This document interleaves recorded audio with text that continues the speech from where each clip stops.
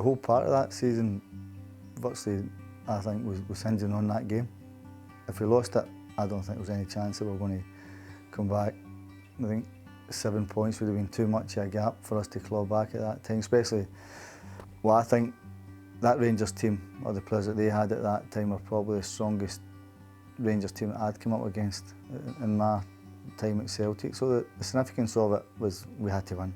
And I think, I said at the time, if Craig's goal had stood and that was the only goal to win it, then it clawed Rangers back into us at that time. I think we still had to play them one more time at Ibrox. So, but that game certainly gave us the belief, I think, to carry on.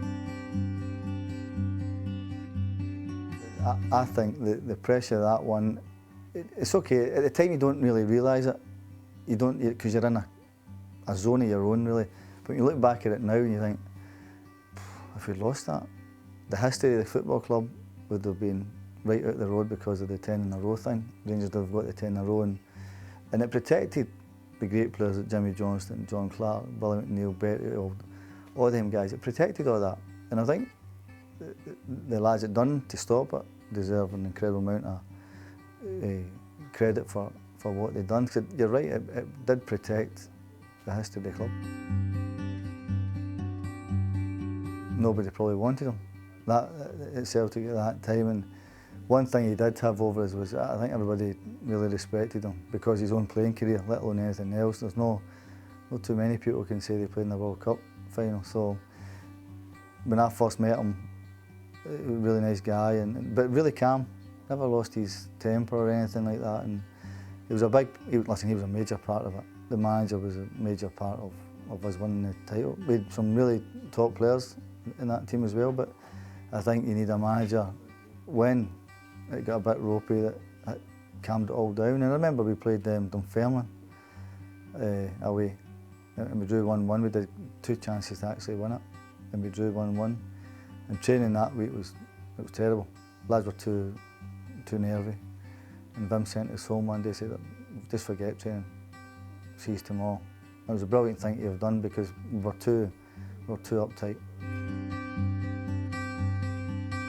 We had some really good players, and with a lad up front, everybody knows Larson, that could score any type of goal he wanted, but we also did really good, strong defence, really good, and we just all clicked at that particular time. And the big thing for me, we all got on well.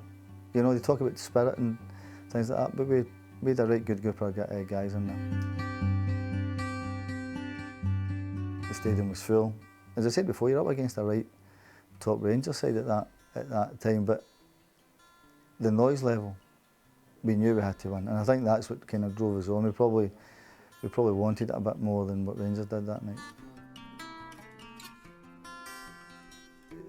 If you look back at the goal, Jackie McNamara's pass to him was brilliant. It was a reverse pass, and Jackie was excellent. And to be fair to Craig, that season was brilliant. He was scoring for a midfielder to score the amount of goals he did score was brilliant. And the hardest thing to do was put the ball in the net against a goalkeeper that was bang top of his game. So Craig's goal, as I said before, if that was a goal that actually won you the game, you'd have took it. I didn't score too many, and I think probably that goal endeared Celtic fans more to me in that aspect of, yeah, it was a great goal and it's against Rangers and the significance of it, and yeah, people still talk about it. But I've said it before, it's one of the ones, if 10 balls came like that, even to this day, they would probably hit that corner flag, and it was just one of the ones. I knew as soon as it left my foot it was in. I knew it was.